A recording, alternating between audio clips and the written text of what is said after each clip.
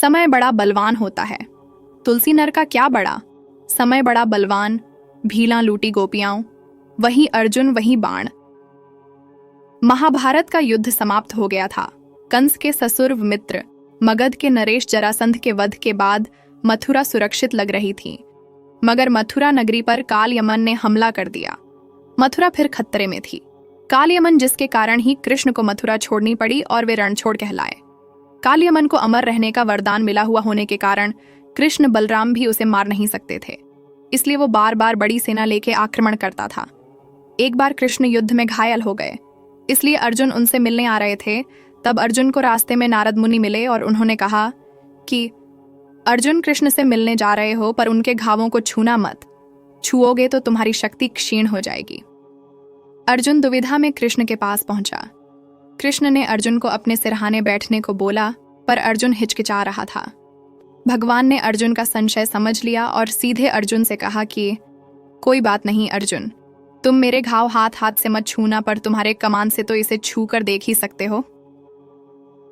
अर्जुन को बात समझ में आ गई और उसने कृष्ण के घाव देखने के लिए अपनी कमान का इस्तेमाल किया और जायजा लिया। अर्जुन ने गुस्से में युद्ध में उतरने की इच्छा जाहिर की तो कृष्ण ने मना कर दिया और बताया कि कैसे वरदान प्राप्त काल यमन उसके लिए खतरा हो सकता है। कृष्ण ने अर्जुन से कहा कि मैं घायल हूं और मुझसे मिलने के लिए गोपियां आ रही है। रास्ते में भीलों के कबीले पड़ते हैं, तुम इतना करना कि उनसे गोपियों की रक्षा करना। अर्जुन ने हाँ बोला और दहाड़ा। उसे अपने बल पर घमंड हो चुका था। जब अगले दिन गोपियां कृष्ण से मिलने आई तो भील लुटेरों ने उन्हें लूटने के लिए घेर लिया। अर्जुन तैनात था, पर उसके लाख चाहने पर भी वो उनका कुछ ना बिगाड़ सका। कमान घावों पर लगाने से वो मंत्र भूल गया और निशक्त हो गया। लुटेरों ने गोपियों को लूट लिया। अर्जुन शर्मिंदा था। कृष्ण से नजर मिलाने की उसकी हिम्मत नहीं हुई। उसे भी समझ में आ गया कि महाभारत के युद्ध में ताकत मेरी नहीं समय की थी।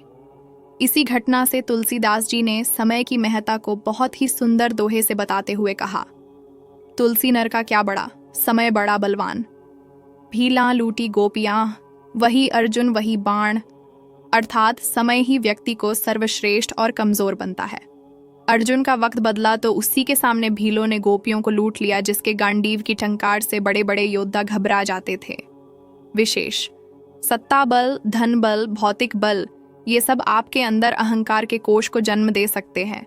अतः अपने बलों पर अहंकार ना करे, क्योंकि तुलसीदास जी ने समय को बलवान कहा है, ना कि उपरोक्त बलों को। मनुष्य जन्म का महत्व क्या है? नर तन सम नहीं कवन्यु देही, जीव चराचर जाचत तेही, नरक स्वर्ग अबर्ग निसेनी, ज्ञान विराग भगति शुभ देणी। भावार्थ, मनुष्य शरीर के समान कोई शरीर नहीं है। चर अचर सभी जीव उसकी याचना करते हैं। वह मनुष्य शरीर नरक, स्वर्ग और मोक्ष की सीढ़ी है तथा कल्याणकारी ज्ञान, वैराग्य और भक्ति को देने वाला है। सो तनुधरी हरि भजहि न जे नर, होहिन विषय रथ मंद मंद तर, कांच किरिच बदलें तेले ही, करते डारी परस मणि देही, दाव दाव बॉयज बैलेर्थ। ऐसे मनुष्य शरीर को धारण या प्राप्त करके भी जो लोग श्री हरि का भजन नहीं करते और नीच से भी नीच विषयों में अनुरक्त रहते हैं, वे पारसमणि को हाथ से फेंक देते हैं और बदले में कांच के टुकड़े ले लेते हैं।